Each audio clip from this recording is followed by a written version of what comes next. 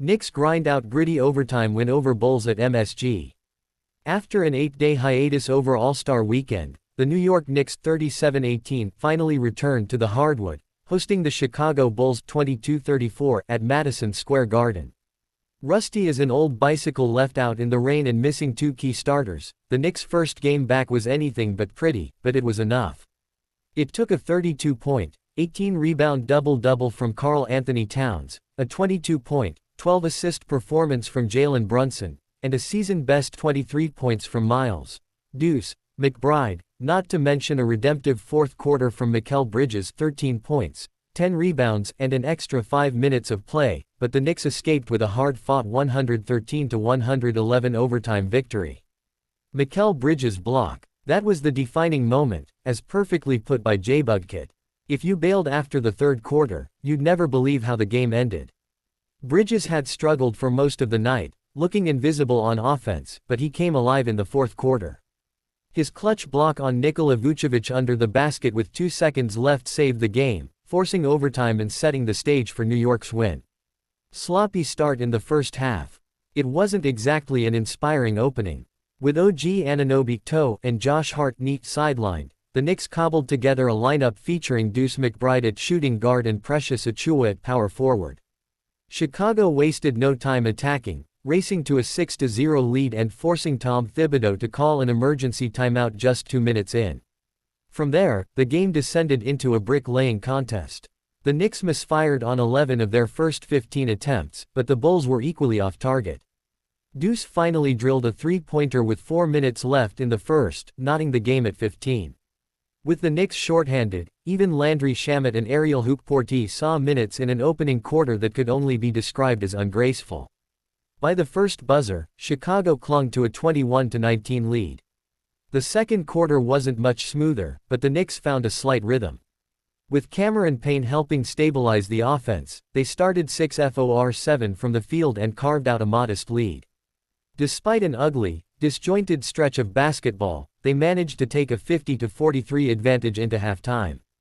Three-point atrocity alert. If the NBA introduced a rule docking points for excessive missed threes, both teams would have been in the negative. They combined to clank 39 three-pointers in the first half alone. Chalk it up to post-All-Star break rust, I guess. The Knicks were losing the battle inside, out-rebounded and outscored in the paint, but took care of the ball, just 3 turnovers to Chicago's 9, and won the fast break points battle 13-4. Brunson led all scorers with 18 first-half points, while Towns, despite an ugly 2-0-15 start from the field, had already grabbed 12 rebounds.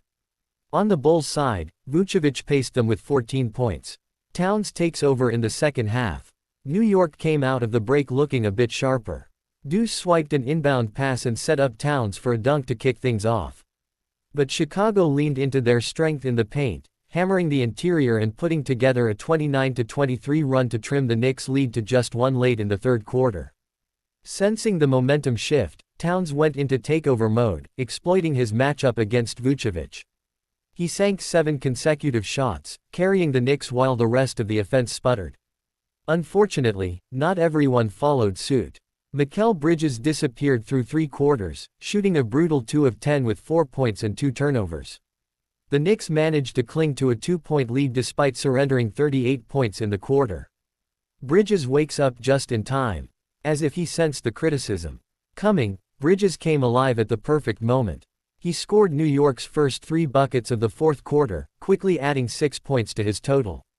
But just as the Knicks began to feel comfortable, Josh Giddey buried a 3-pointer to tie the game.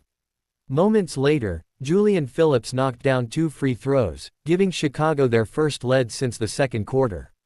And who stepped up? Bridges again. He knocked down a clutch 3-pointer, reclaiming the lead in a game drowning in missed shots.